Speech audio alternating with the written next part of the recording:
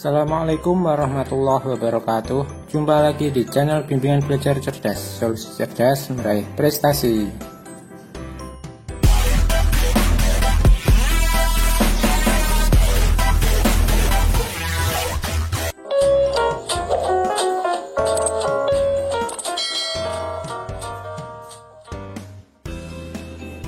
Pembahasan latihan soal subtema 3 tema 2 Bupena jilid 6A halaman 142.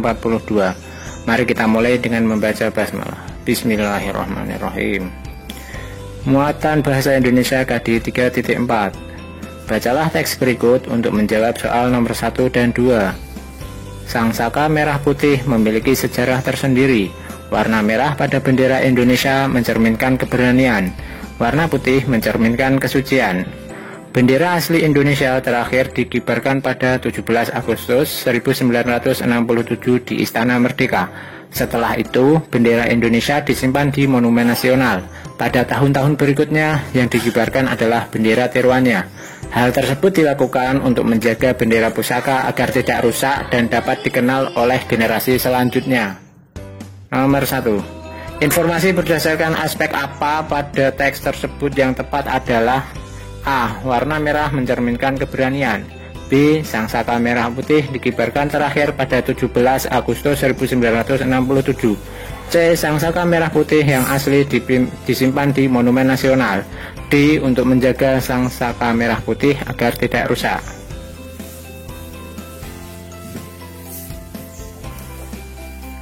Jawabannya A. Warna merah mencerminkan keberanian. Pada A menjelaskan makna dari warna merah, jadi aspek apa. Untuk B, 17 Agustus, informasi dari aspek kapan. Untuk yang C, informasi aspek di mana.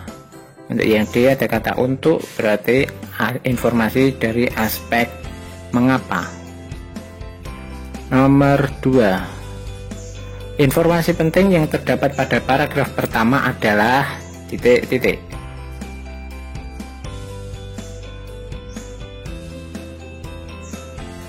Jawabannya, warna merah pada bendera Indonesia mencerminkan keberanian. Warna putih mencerminkan kesucian. Nomor 3. Kata yang ditulis sesuai pedoman umum ejaan bahasa Indonesia atau PUEBI disebut kata titik-titik.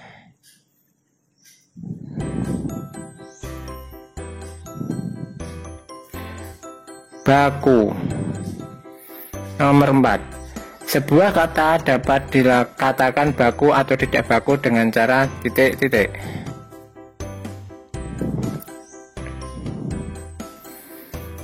Jawabannya, mencari kata tersebut pada pedoman umum ejaan bahasa Indonesia atau PUEBI. Jika tulisannya sesuai berarti baku, jika tidak sesuai berarti tidak baku. Nomor 5. Tulislah 5 contoh kata baku.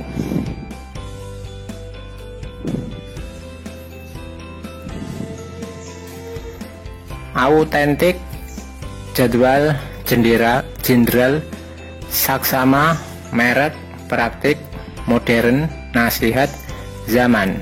Perhatikan penulisannya ya. Muatan IPS KD 3.4. Nomor 1. Contoh kebebasan di bidang pendidikan yang diperoleh rakyat Indonesia setelah kemerdekaan adalah: A. Hanya keluarga bangsawan yang dapat bersekolah. B. Sebagian besar murid pribumi adalah kaum laki-laki. C. Seluruh rakyat Indonesia dapat bersekolah. D. Pemerintah Belanda melarang perempuan Indonesia bersekolah.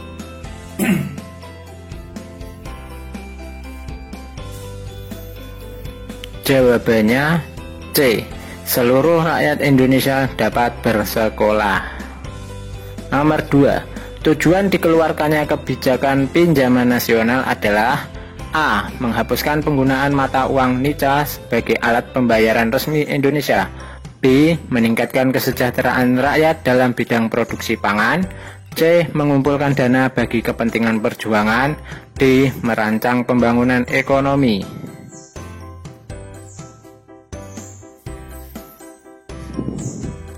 Jawabannya C. Mengumpulkan dana bagi kepentingan perjuangan. Kebijakan pinjaman nasional bertujuan untuk mengumpulkan dana bagi kepentingan perjuangan dan meningkatkan kepercayaan rakyat kepada pemerintah Indonesia. Nomor 3. Salah satu wujud kesejahteraan rakyat Indonesia setelah kemerdekaan adalah titik-titik.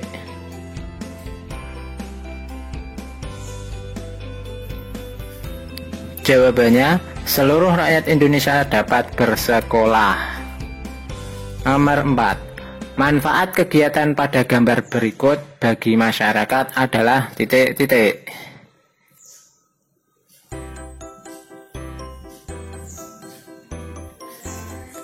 Jawabannya, menambah ilmu pengetahuan, belajar sesuatu yang belum diketahui, melatih keterampilan, dan melatih sikap yang baik. Nomor 5. Pilihlah salah satu kebijakan untuk mengatasi masalah perekonomian Indonesia pada masa awal kemerdekaan yang menurutmu paling tepat. Jelaskan alasanmu.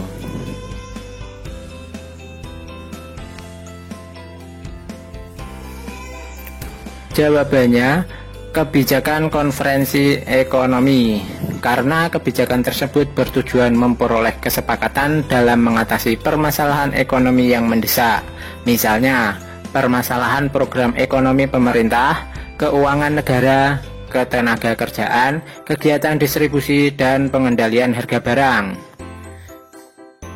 Jawaban bisa berbeda-beda menurut pendapatmu ya.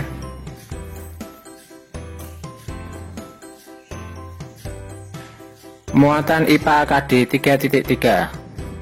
Nomor 1. Lidah buaya memiliki daun yang tebal dan berdaging sebagai bentuk penyesuaian diri. Tujuan penyesuaian diri dengan lingkungan tersebut adalah titik-titik.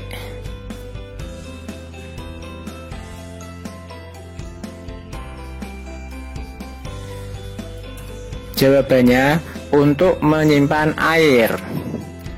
Adaptasi lidah buaya meliputi daun berduri untuk mengurangi penguapan, daun tebal dan berdaging untuk menyimpan air, dan akar panjang dan menyebar agar lebih mudah mencari air.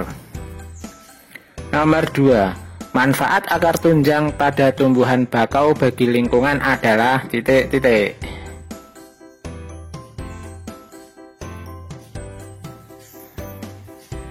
Jawabannya, untuk menahan terjangan ombak, untuk mencegah abrasi pantai. Kalian bisa lihat pada gambar akar tunjang seperti itu ya, jadi bisa menahan ombak. Nomor 3. A. Fungsi rambut tebal bagi domba adalah titik-titik.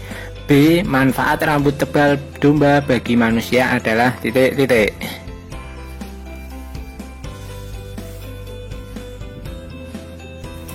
Jawabannya, A. Untuk menghangatkan tubuh saat suhu lingkungan rendah. B. Sebagai bahan pembuatan kain wol dan pakaian hangat. Nomor 4. Tuliskan penyebab kelangkaan dari hewan-hewan berikut. A. Orang utan. B. Harimau Sumatera. C. Pohon cendana.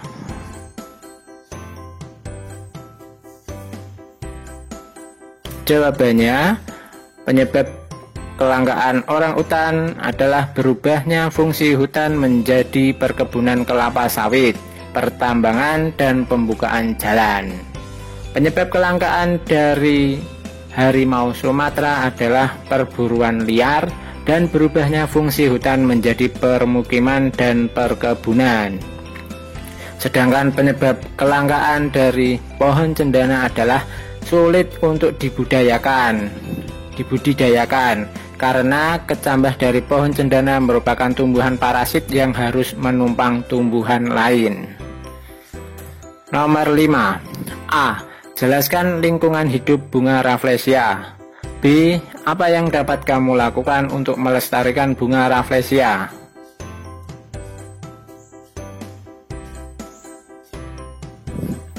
Jawabannya, A. Lingkungan hidup bunga Rafflesia adalah di hutan dengan sinar matahari yang minim serta lembab, Selain itu, bunga Rafflesia juga tumbuh di batang pohon yang telah mati. Yang dapat kita lakukan untuk melestarikan bunga Rafflesia meliputi mencari informasi tentang bunga Rafflesia untuk kita pelajari, tidak merusak bunga Rafflesia beserta lingkungan hidupnya. Muatan PPKN KD 3.4. Nomor 1. Peribahasa bersatu kita teguh, bercerai kita runtuh memiliki arti: A. Persatuan tidak perlu dipupuk terus-menerus. B. Persatuan akan membuat suatu bangsa semakin kuat. C. Perselisihan adalah suatu hal yang biasa dalam suatu bangsa. D. Persatuan artinya memperlakukan semua orang dengan cara sama.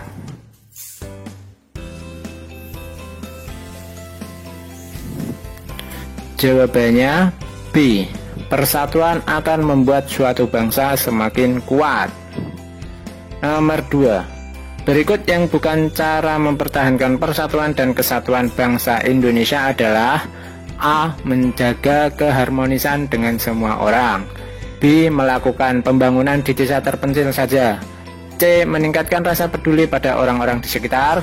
D. Memperluas pergaulan meskipun berbeda suku atau budaya.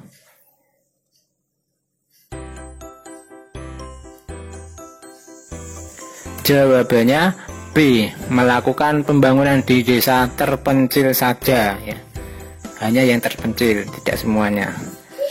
Nomor 3. Mempererat persatuan dan kesatuan bangsa Indonesia merupakan penerapan sila ... Pancasila.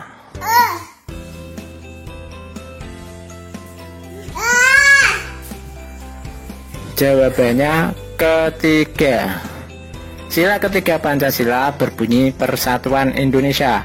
Contoh penerapan sila ketiga: mempererat persatuan dan kesatuan bangsa Indonesia, bergaul dengan teman tanpa membedakan suku, ras, agama, dan adat istiadat, rajin belajar untuk membangun bangsa, dan mencintai dan menggunakan produk Indonesia. Nomor 4.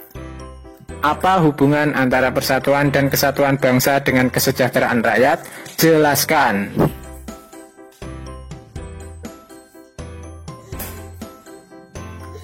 Jawabannya, persatuan dan kesatuan bangsa menjadi alat utama dalam melaksanakan pembangunan. Pembangunan yang stabil dan berkesinambungan akan menjamin kesejahteraan rakyat di segala bidang. Jika tidak ada persatuan dan kesatuan bangsa, maka pembangunan tidak terwujud dan kesejahteraan rakyat tidak tercapai. Nomor 5. Bagaimana peran pelajar dalam mempertahankan persatuan dan kesatuan bangsa Indonesia pada masa kemerdekaan? Jelaskan.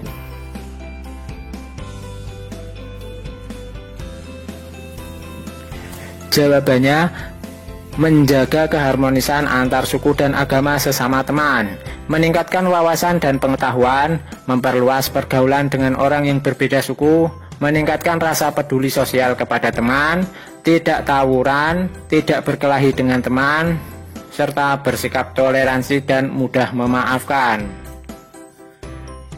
Muatan SBDP KD 3.3. Nomor 1. Tari merak merupakan tarian daerah yang berasal dari A. Sumatera Barat, B. DKI Jakarta, C. Jawa Barat, D. Jawa Tengah.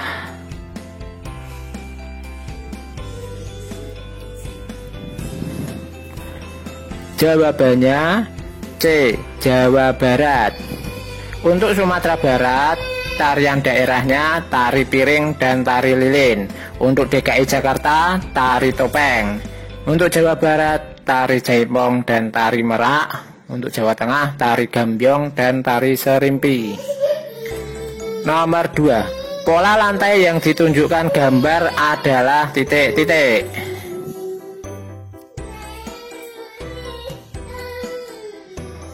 Jawabannya, pola lantai garis lurus diagonal saling berlawanan arah, seperti di gambar. Nomor 3. Gerak pada tari merak termasuk dalam gerak tari titik-titik.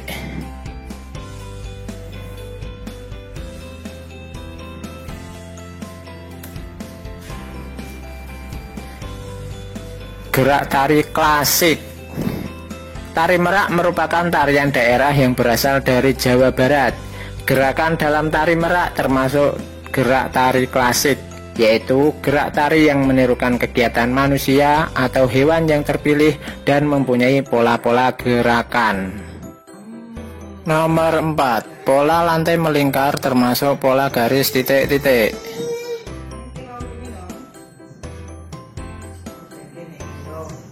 Jawabannya lengkung. Pola garis lengkung terdiri atas pola lengkung ke depan, gambarnya seperti ini. Pola lengkung ke belakang, gambarnya seperti ini. Pola angka 8, gambar membentuk angka 8. Dan pola melingkar, lingkaran ya. Nomor 5. Gambarkan pola lantai gerakan tari merak pada gambar. Tuliskan pula jenis pola lantainya.